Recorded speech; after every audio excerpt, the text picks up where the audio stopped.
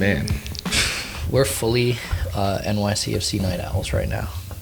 Yeah, I mean, we were kind of forced to be by this terrible schedule. I mean, I guess it makes sense. Yeah. The game was played on the West Coast. It's like half an hour post 90 right now. Yeah.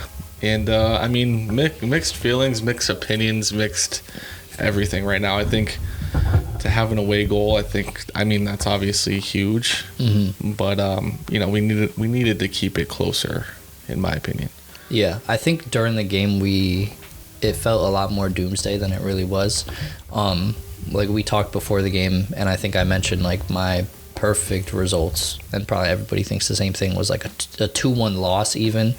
Yep. We would have been chilling. A draw, 1-1 tie, or any type of draw at that point would have been great. So 3-1 in the grand scheme of things, it's not the worst thing that could have happened. It's not ideal. Yeah, if we had no away goal, then I would be like, we're sunk at this point, regardless if they scored or not. But I think we're still good, and that does seem to be, I think, the vibe of the team too. I just saw Ronnie made a comment that he fully expects us to be able to get a result at the next game. That's what you love to hear from the man in charge, the man that just spoke to all the players after that game. So it's going to be an interesting night in New Jersey. Yeah, it just sucks that it's not Yankee Stadium, because we know for sure we'd be getting out of there with the result. Yeah, and we'd probably travel too. Oh yeah, we'd be there for sure, without a doubt. Yeah. New Jersey a little bit just it bumps from like an hour and 45 to like just 3. Not the vibe for a working man. That's 3.5 hours, Tuesday, 4 hours away at like 8 p.m. Yeah, especially. Yeah, not even just personally driving more than I've ever driven in my life. So that's just not the vibe. But I mean, yeah, the result itself, this team is very disjointed in the fact that we can't hold possession. Like, we're just there's no quality in our possession at all. Mm-hmm. And there's a few players who just can't hold the ball, they can't control the ball. But on the other side, like, I feel like Keaton had his best game as a New York City footballer. Mm-hmm. And that's weird to say. It just, I feel like when he picks his head up, we're recording. I almost thought that we we're recording. Didn't turn anything on, because I watched you do it. We were talking pre-episode too, like, I don't know, we just rolled over into episode. So I was like, wait, did we press the buttons? But no, I just feel like when Keaton plays like this, when he's able to pick his head up and pick a pass, like, that is the Keaton that we subscribe to. Mm-hmm. And it's probably been, this is a reflection of the last game. I think it was Kevin that was outlining Keaton's previous game, where he was a demon. Mm-hmm. And I think this is game 2, but this is, in my opinion, his best game in the shirt. Yeah, and shockingly, our form carried over from the MLS to the CCL finally, which is something that was like extremely confusing to us last episode, is how can games be days apart, and just because they're different tournaments, you can score 4-0 in one and get beat 3-0 in the other. It like doesn't make any sense. I mean, it had to happen. The Seattle team's so good.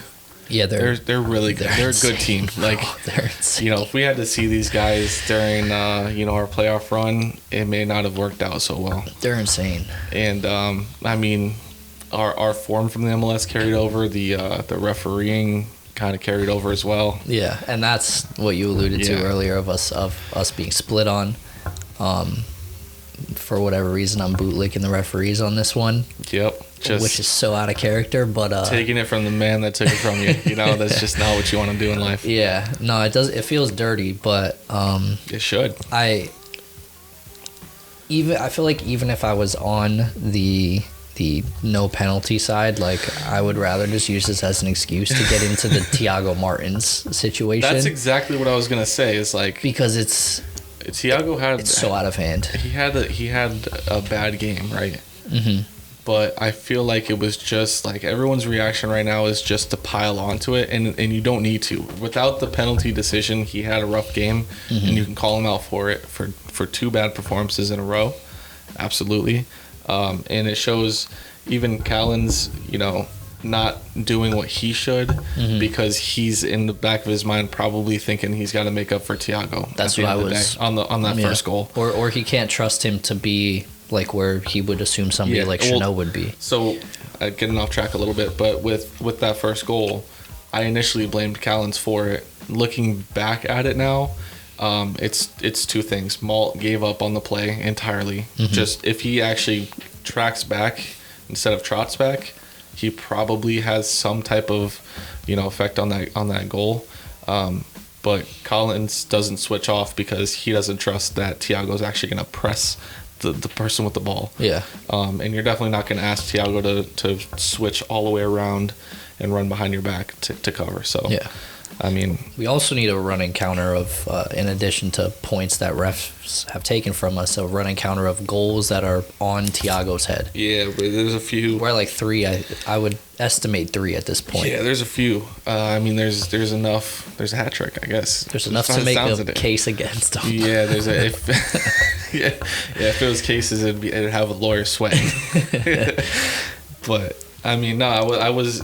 With the goal, though, going back to that, with the penalty, I just don't see it as a penalty, personally. I think the player knows that, like, you literally see the ball get miscontrolled before the kick. Is he pushing him? Probably. But does that player realizes in the moment that he's not going to control that ball. He knows it. Yeah. He may have the confidence to do it. Yeah. But he knows he's not the penalty too. Yeah, he knows he's not going to control that ball. Even if Thiago sat there and did nothing, which honestly he's probably done before, he should have just done that. Yeah. I will say that. Like, Thiago's not a saint in that situation, but I just feel like you're looking for the penalty. You miscontrolled the ball. If that was, like I said, if that was football, that's not a PI. That's not. It's just not. Yeah. And it changes the entire lookout of this matchup. If it ends 2-1, we're in a much better spot. Obviously, 1-0 puts us through next week. Yeah, 1-0. No, I think it's 2-0. It has to be 2-0. Well, if I'm saying if the penalty doesn't happen in the scheme of it changing everything, a 1-0 will put us through. But I just, in general, with all the results that put us through, like, I don't know how we hold these guys to a clean sheet. I honestly don't. Like, Chanel is going to have to be back. Remember way back in the day you made that graphic that and I think it was NYCFC accidentally copy and pasted and tweeted. Oh, yeah. But it had our logo on it, and then they took it down and then put it back up without the logo. If we did another one of those, we would have to be looking at the result that has us with, like, an insane amount of goals, I feel like. Yeah. I feel like it's going to have to end, whatever, like 4-1 or something. Well, it's on that day. On that day. Yeah. So whatever that would be for the total. Well, I'm pretty sure. So, I mean, the most likely scores that are going to put us through are 2-0, 3-1, and then after that, any 3+ goal win. So, like 3-1 would be a draw. Yeah, but it would be extra time. Would it? Yeah, it would be a draw. It'd be extra time. Yeah. And then it'd have to be 4-1, 5-2. I did that math off the top of my head. That's quick math. Bro, I did that 4-1 off the top of my head as well. That's quick math. I mean, quick maths.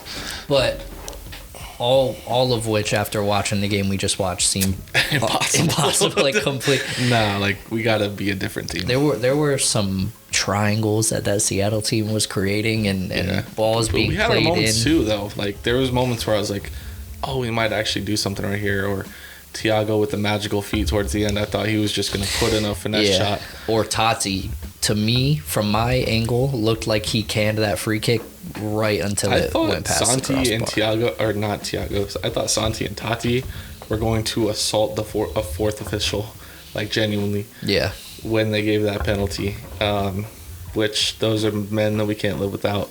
Looks like Santi's out, by the way, with some type of muscle injury. Is that true? I've missed that myself. Just armchair, but he went down like 3 times in a row with the back of his leg. What is a trunk injury, by the way? Trunk? I would assume a trunk would be like an abdomen or something like that. Yeah. That's what I would assume. Like, maybe he had cramps. I was thinking trunk, or like, he pulled his back or legs, something. Like tree trunk. People call legs tree trunks when, like, you got those big old thighs on you. Not necessarily a maxi. I wouldn't classify him as a trunk leg man. But We're gonna need him back. Like, absolutely. We need him back. We need Chanel back. I take Tinnerholm back. Oh, I forgot. I was supposed to make notes, but I just got, I'm myself. So, with Tavon Gray, the final assessment, he will never play center back for us. He cannot play center back for us. Mm-hmm. He doesn't have the defensive awareness, like at right back even. Do you think, though, if you take away his attacking responsibilities, that he maybe can just focus on defense only? He's very good defensively, like in a one-on-one. But when he's actually when he's standing still in a back four, his vision of the game just doesn't seem to be there. Mm-hmm. And I don't know if it was just this game, because he was coming off of an injury, he hadn't played for a while. But it just seemed like he just did not see the game at all. And that's a good analysis, I think, to take away from this, because some of the first thoughts that I have after this is if there's a world where Chanel isn't ready. I think we talked about it in the last episode. I don't remember exactly what we said, but I think we alluded to the fact that Acevedo would have been playing center back to start. Or Alfredo. It was Alfredo. Yeah. Yeah. I mean, I would take Acevedo too. I would take anybody. But we did say, okay, Chanel's out. Alfredo must be playing center back because Martins cannot be an option. No. And he proved that. He proved us right. He probably shouldn't have been. I don't know. What do you think it'll take him? Because, I mean, obviously... I don't think Ronnie's bailing on him. The league that he came from, we probably sweep the league. Mm-hmm. I just don't think Ronnie's not the type of manager to bail on him, because that's too detrimental to being able to get him going in the future. Dude, but then, I don't know, can we only play him in a back five? I mean, if Chanel's healthy, yeah, fine. I hope so. I hope we only play him in a back five. That's the only way we can play him. That's genuinely the only way. He has to be bought out of the DP contract immediately. I don't even know if that's what we're learning. How much is it? I'm not sure. I just know there's a way for us to get out of it, and that certainly needs to be something that I would hope the club is looking at this point. There's a way out? There's a way out of DP land for him. He doesn't deserve it. Hit the eject button. He doesn't deserve. I don't. Yeah, Christian, I agree with you on Twitter. I'm out on him, and he was saying he didn't want a Tati situation where you speak too soon, but nah, I'm out on him. Yeah, I can't wait.